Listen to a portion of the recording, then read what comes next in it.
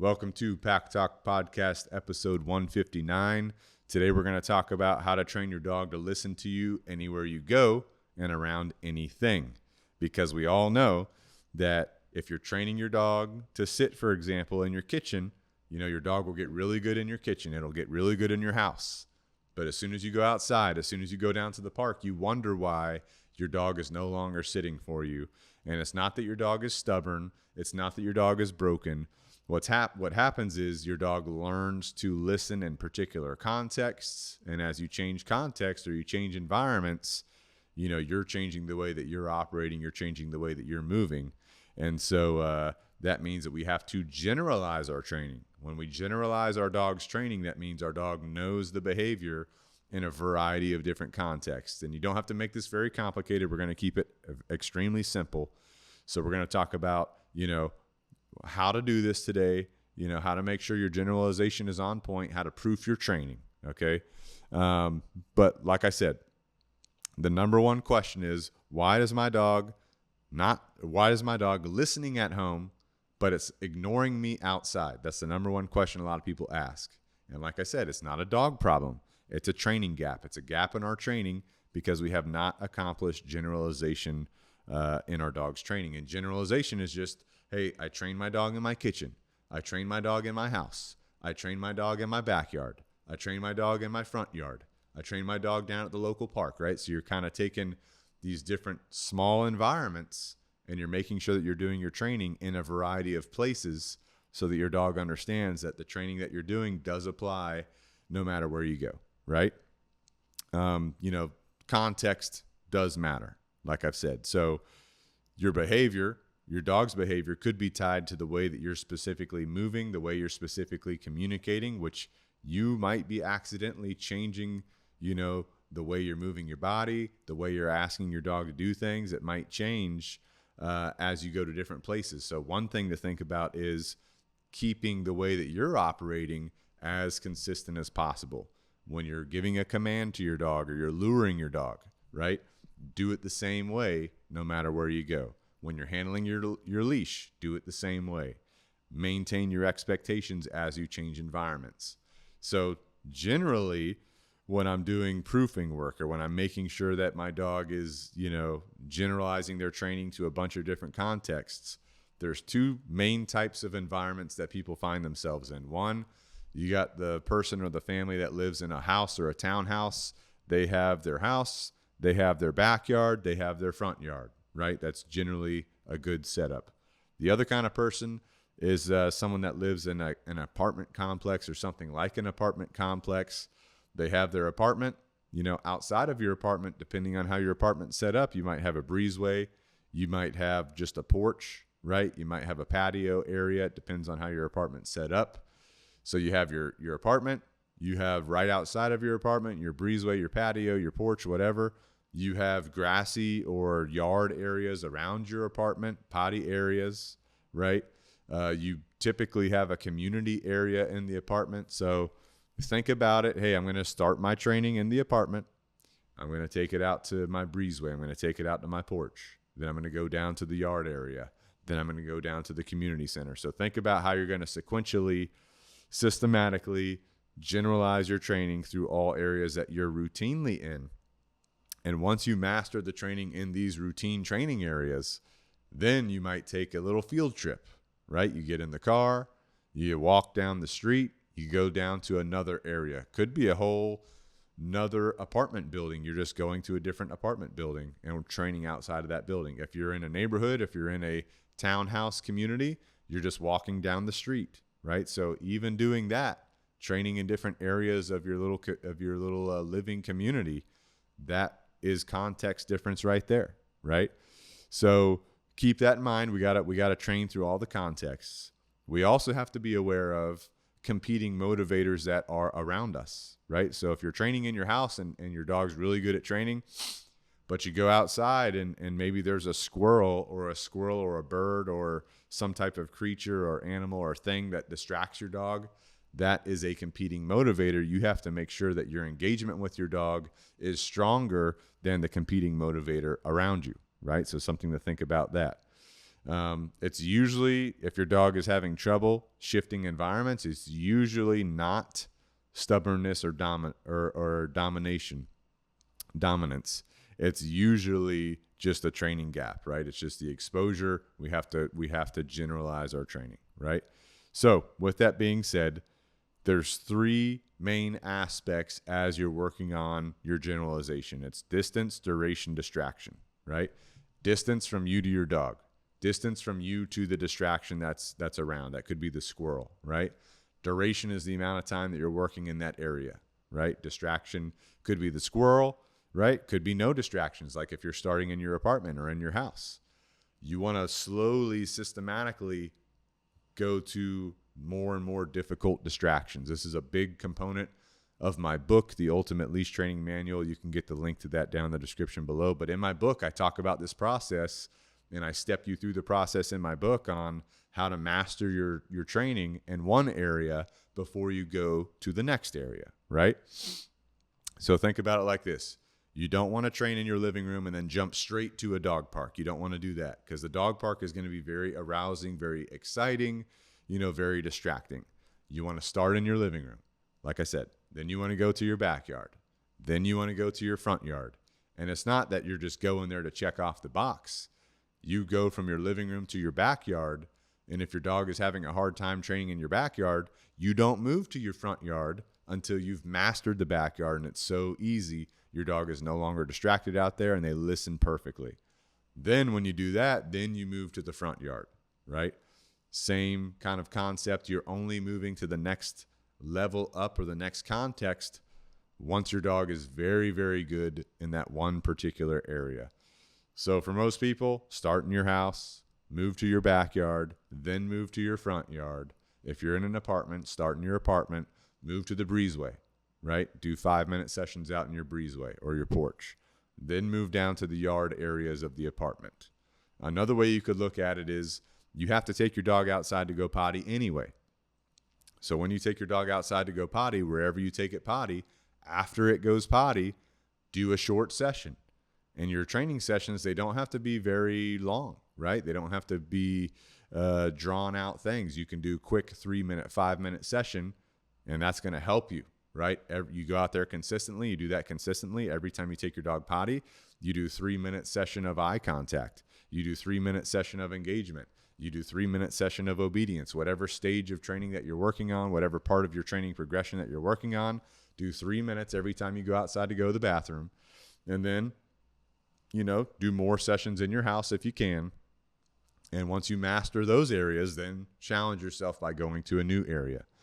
So I hope that makes sense. That's proofing, right? So generally, what I would do, start in your house, do your potty training sessions. Once that's done, move to a more difficult place like your front yard or your community center. Once that's easy, go to a local park. And it should be a low-key park or a greenery or a natural nature area. Low-key area, not a lot of traffic, not a lot going on. Make sure your dog can do it there, right? Make that place easy. Once that place is easy, go to the next place, which could be another park, but a busier park, a more distracting park, more things going on, right? Do that till it's easy for your dog. Once that's easy for your dog, then go to the next place, right? The next place could be another park that's higher levels of distraction outside of a dog park, right? Where there's more stuff going on. Once that's super easy, then go to a local store. It could be a restaurant where you're practicing your downstay and you're eating a meal while you practice. It could be a local hardware store like in the United States. We have Home Depot, we have Lowe's, we have Ace Hardware, these kind of stores. Take your dog there, practice there. Make sure your dog can master the store environment before you move on. Once you move on from there, you're looking for higher level distractions. You're looking for the farmer's market. You're looking for the town festival. You're looking for these kind of things. So just keep that in mind, right? That's how you would kind of systematically progress your training from the low key environment to the high key environment.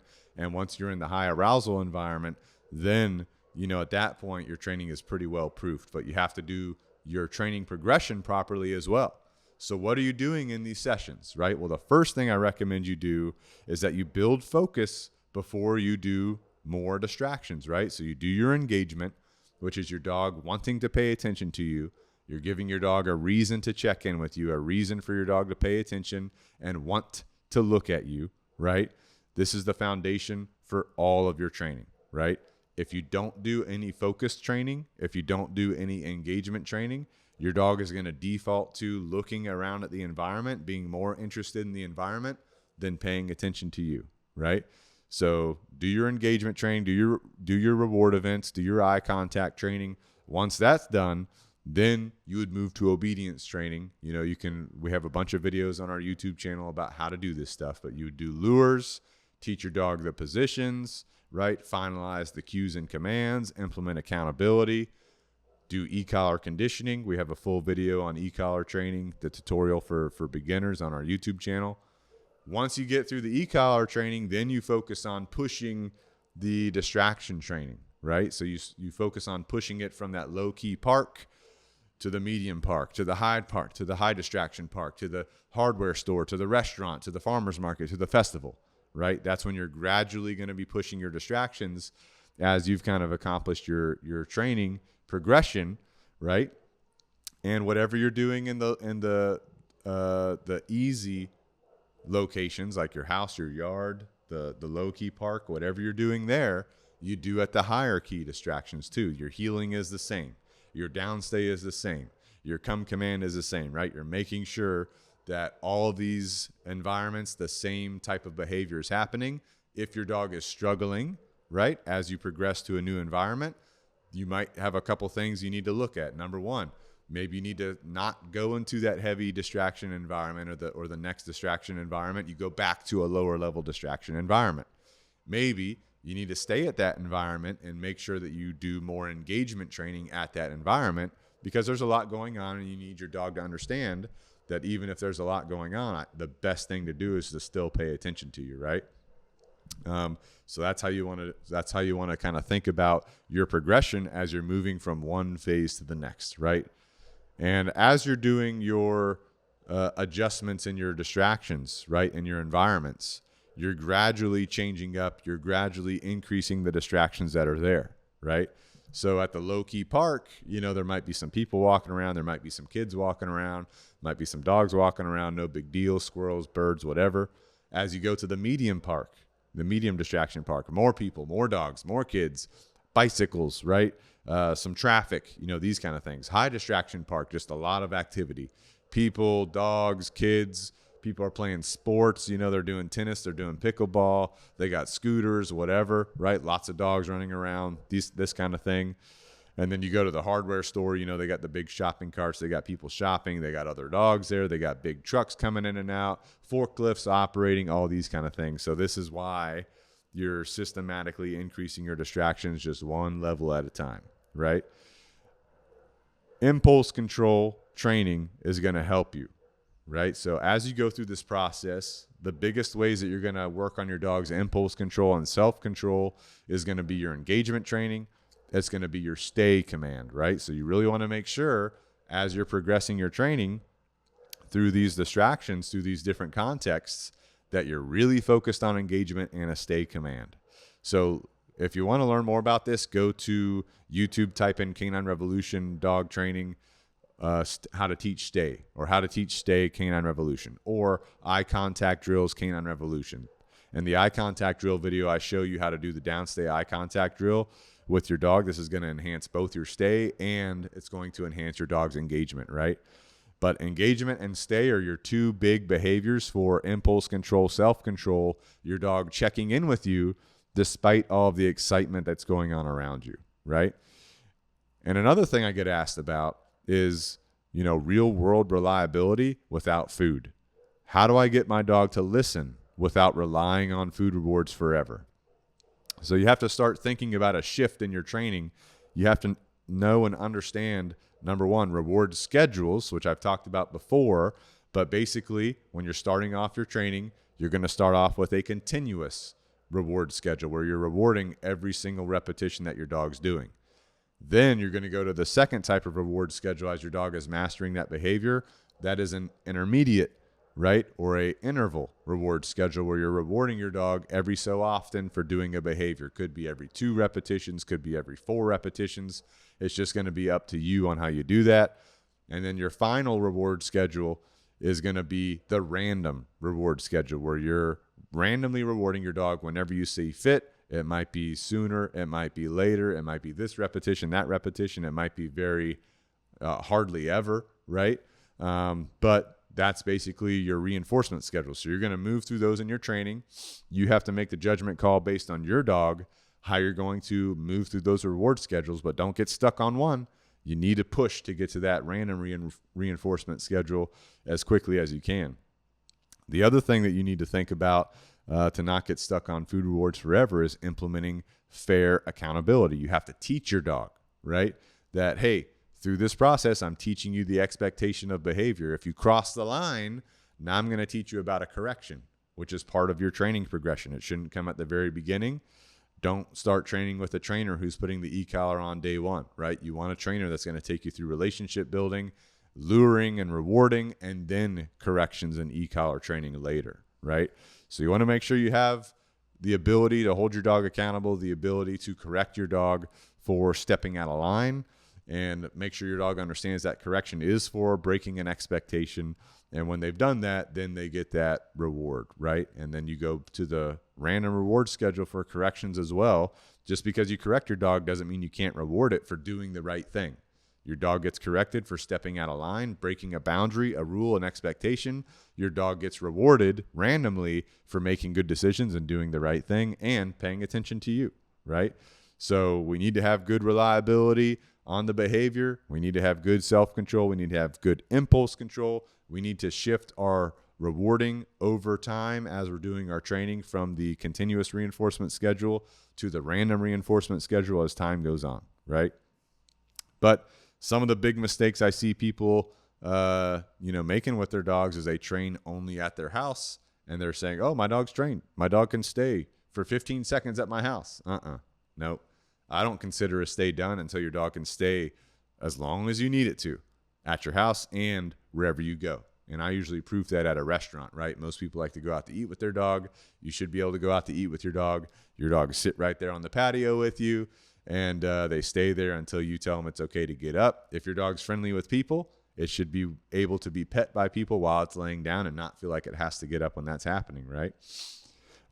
If you do, treat only training, reward based only training, you're going to really have a hard time with your dog listening without the reward.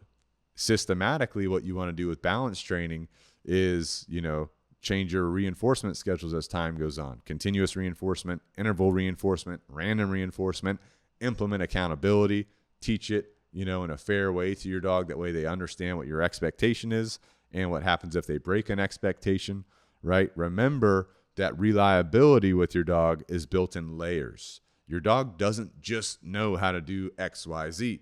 Just because you did something in your kitchen doesn't mean your dog's going to do it at the park immediately. You have to make sure that you're systematically, progressively generalizing your training no matter where you go. And like I said, if you go from your house to a park and your dog's really struggling, it's not because your dog is stubborn. It's not because your dog is dominant. It's not because your dog is a beagle or whatever. It's because your dog hasn't had the repetitions put in to help transfer that training from one context, which is your house, to the next context, which is the park. So you got to take the time to do that, right? So if you guys, found value from this discussion, let me know in the comments down below wherever you're watching. Please leave us a review on your favorite podcast platform. Also, if you're watching on YouTube, subscribe to the channel if you haven't already.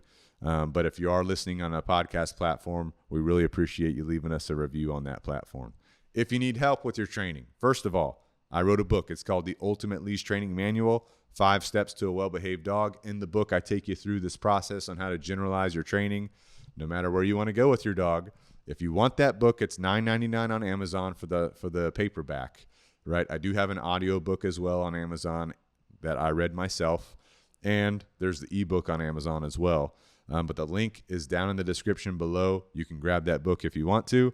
Also, we have our 6-step free training guide down in the link below. You can grab that free training guide, train your dog yourself.